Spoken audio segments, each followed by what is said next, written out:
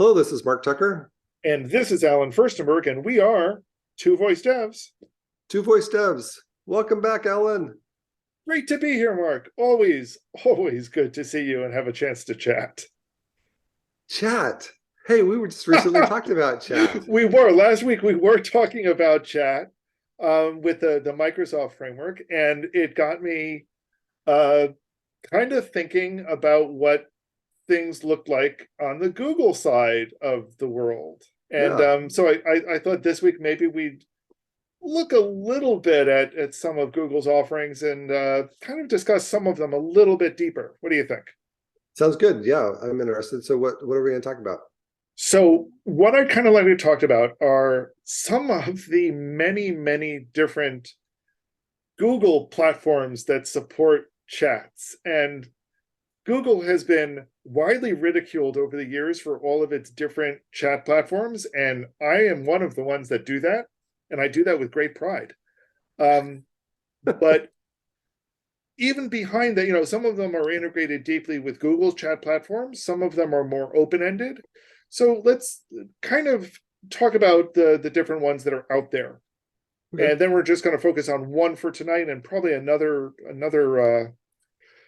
week we're going to tackle a different one. So I think the one that we think the most of, or at least I think of the most of when I think of chat platforms, is Dialogflow. Yeah. And this was based on a company they bought a number of years back, API AI. They bought it, turned that platform into Dialogflow, which mostly they used for Google Assistant. That was one of the major ways that you would build for Google Assistant. But it also had what they referred to as integrations. And these integrations would be like, okay, you can plug in Slack or plug in Facebook Messenger. And it was just these modules, mostly which they built, which would do the translation between your common backend and these platforms. So you'd be designing the NLU and the code once, more or less, and you could plug in any of those front ends that you wanted to or needed to. This included, they also had a custom JavaScript-based messenger which you could tailor to your own needs. Okay. Well, so that sounds really interesting, or similar to, with Jovo, right? Jovo has the ability to have lots of different platforms, and their version 4 supports Alexa, Google Assistant for the remaining time of this year that Google Assistant is still around. Facebook Messenger and Instagram, which are kind of two flavors of the same type of app. Google Business Messages, and then you could do web-based or mobile-based chatbots. So that kind of sounds similar. Similar, yes. And in fact, there's probably some overlap. I think the biggest difference is that Dialogflow itself focused on being the NLU portion of that. That's really kind of what its bread and butter was. While Jovo takes a much more flexible approach, it's more of a framework so that you can plug in different NLUs. Right. Okay, that's true. Including Dialogflow. But yeah, which is interesting. So you could have Jovo, be, you could have Google Assistant that talked to Jovo that then had I don't know. It's just Dialogflow, right? and I think this is one of the powerful things about Dialogflow is that you could just use it as an NLU, or you could use it with one of these integrations, and making it more of a low-code or no-code tool directly. And they took that to an even bigger extreme when they rolled out Dialogflow CX, which emulates a lot of the things that VoiceFlow does, where it has a graphical module that lets you create these pages and navigation between the pages and how you move between them. So that's the Dialogflow family. And I think there's enough to Dialogflow that we're going to talk about it another time, because it's important, but I think we'll talk about it another time. A second one is one that you mentioned in passing a moment ago with Jovo, and that's what's known as Google Business Messages. And every time I read about this, I'm like, wait a minute, what is this? Yeah, and I keep forgetting that it's there. Yeah, I'm the same too. I'm like, where would I find this? Right. So what you'd find this if you, for example, click on an entry for a business in Google Maps, or if you search for a business and it came up in Google search, sometimes you will see a button there that says message. And what this does is it opens up a chat connection to that business. Oh. And that's done using the business messages protocol, which I actually know very little about. One of the things I do know about it is that it's completely asynchronous. So there's no, you send a message and get one back, which is what we expect a lot of when we think of these things. It's not set up that way at all. It's literally you send a message, and when a message comes back, it's sent asynchronously as well. So it's an interesting protocol, but I don't know too much about it. The third one is what they refer to as Google Chat apps.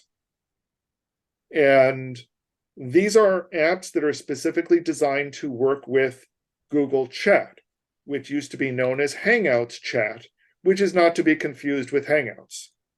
Clear as mud yet? Someday I need to chart out the entire history of Google's I was going to say, this is always funny, because whenever you mention something, you're like, which was this, which isn't this. I don't know, this is not the first time that you've done this. And that, it seems like it's just a byproduct of the alphabet soup of Google, right? The alphabet soup of alphabet, yes. Yeah. So Google Chat is their current chat system that's integrated into Gmail. It's also got a separate app, and a separate web app as well. And it allows for these for both direct. It's kind of, in some ways, their Slack competitor. It's not quite the same.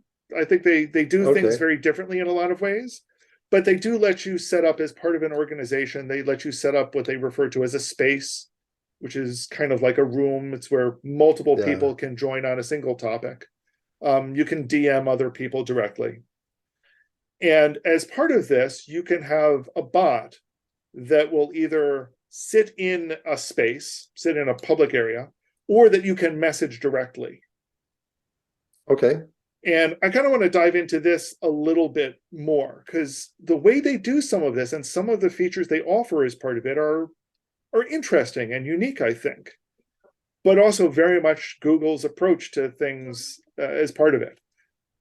One of the things I'll comment on, though, which I find interesting in a lot of ways, is that if you use Google Chat with a Gmail account, you won't have access to any of these.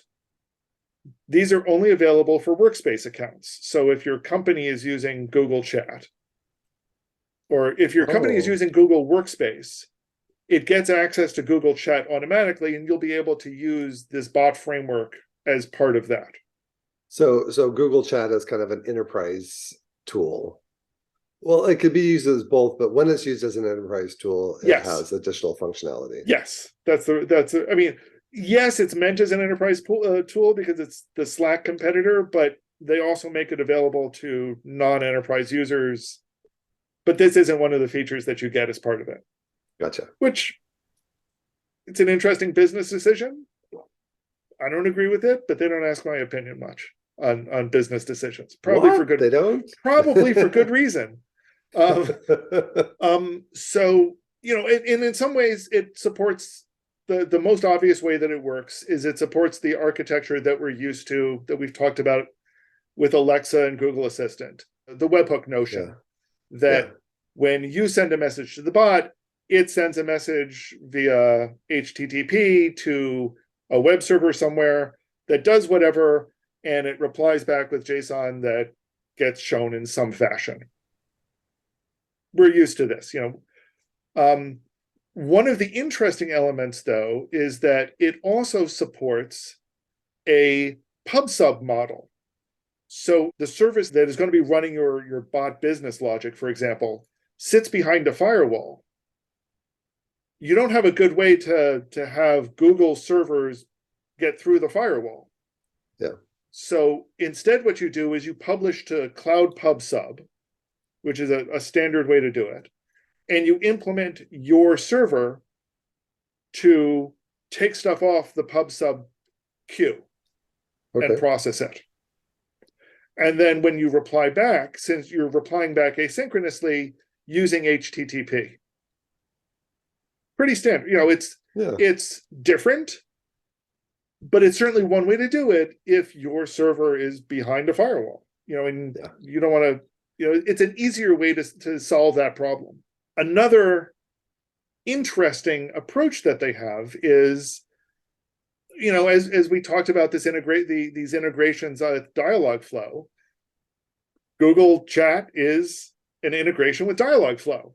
So you just need to say, turn on that implementation in Dialogflow and it'll work, which is an interesting approach. Again, they've got this tool that enables you to use rich NLU semantics. But their libraries also support / command semantics or direct message semantics. So you don't need an NLU for a lot of stuff. They know that the way most people use bots is by, / something. And some of those semantics are built into how the bot itself works. So it can just listen for those / commands and only respond when you've issued one that makes sense to it. So that's kind of interesting. Yeah. And then finally, they take advantage of a tool that is very, very specific to Google Workspace, and that's what's known as AppScript. AppScript started kind of. Do you remember Visual Basic for applications? Oh, VBA, yeah. Right. You'd be able to, right. You'd be able to write these script-like things that could run as part of Excel or as part of Microsoft Word. And they would give, some additional features, and, they were security risks, but they allowed you to do some really powerful things. Yeah. Google, many, many years ago, I remember using it over 10 years ago at this point, Google implemented AppScript kind of to do the same sorts of things, to provide additional features built into Google Sheets and Google Docs. Except their language that they built it on top of was JavaScript, sort of, heavily based on JavaScript. Let's go with that. Yeah. And it provided some very direct abilities to work with these document types. And since these document types lived in the cloud, that's where it ran. So one of the neat things about AppScript is that you essentially have an application server that Google manages and runs that runs for free. You're not charged for any of these scripts running. So interesting. If you're doing some really basic programming, this is a nice AppScript is a fantastic server environment that you don't have to pay for, that provides some very deep integration with things like Google Sheets and Google Docs, and lets you do some really, really powerful thing, and handles authentication for you kind of right out of the box. Huh, that is interesting. So there's a lot that AppScript can do for you. I've been a big fan of AppScript since I discovered it about 10 years ago. And it does some amazing things. But one of the things that it can do now is it can handle bot events in some pretty straightforward ways. So for example, if you wanted to automatically add stuff to a spreadsheet, you could create a command, a / command to log something. It will trigger the AppScript function that you've written on event, when there's a message event, log whatever it is to the spreadsheet using the built-in spreadsheet objects, the built-in spreadsheet integration. And it's a very, very quick and simple way to do this, especially if you're just logging to Google services. You spin up no servers of your own. There is no additional charge. The code is literally you're writing a function. It's ridiculously simple. Wow, that is pretty powerful. So you could go from just inside of chat with a slash command with some basic data or something in it, and it would just execute right. Process things in your document, your sheet, or whatever. Yeah. One of the neat things about some of these as well is that since they're also event driven, if there is a change, you don't need, you can just push out a message. You don't need to wait for somebody to query you for it. You can send out a message automatically. So that's another neat feature, and that's not specifically tied to AppScript itself. It's available on all of these models. And all of that is pretty cool. Also pretty standard though. When we were talking about this stuff in Microsoft last week, I'm like, yeah, I guess everyone does something like this. And similarly, we were talking about the Microsoft card framework or whatever. I already forgot what it cards, was. Yeah. And sure enough, Google Chat has to support some basic cards.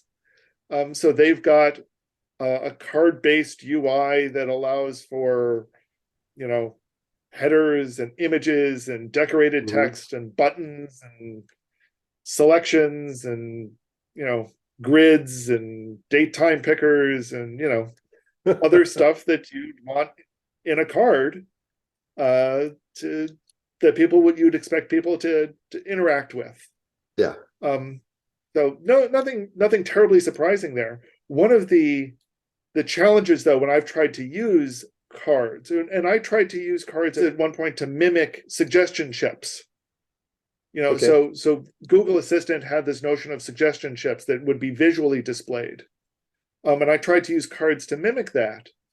And the responses for them will either fire an event on AppScript or will trigger a URL. And there was no way to do this with Dialogflow, though. So you couldn't trigger a Dialogflow event. So integration was a little lacking there. But it's really interesting to see, when you have these cards, how do you expect them to interact in what is otherwise a very text-based interaction format?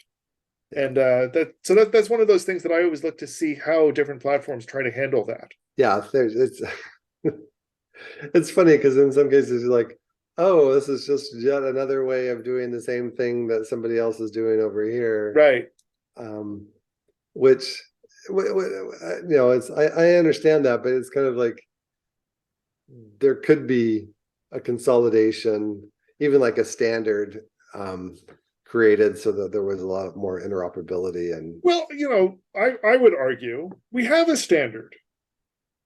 It's called HTML. We've ironed it out over 30 years. Okay, well, so. specifically about display stuff, it is HTML, but generally, chatbots take an input, process it, natural language processing output. That's getting pretty standard. Lots and lots more businesses are doing it.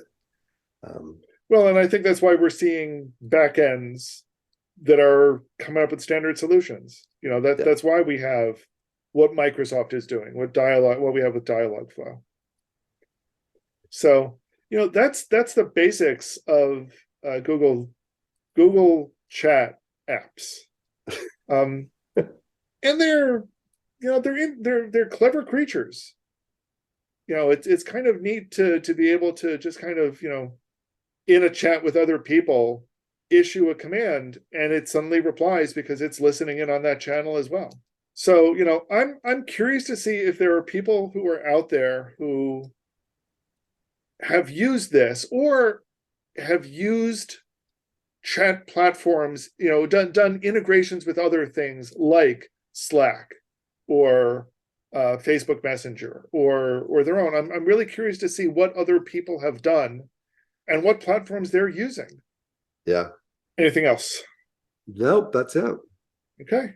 Well, as always, folks are free to reach out to us. We're on Twitter, LinkedIn. Comments below. Find us, smoke signals, carrier pigeon. One way or another, we're sure you can find us. And we'd love to hear your feedback, and we'll take it up another time on Two Voice Devs. Two Voice Devs. Take care, Alan. Take care, Mark. Have a great week, everybody.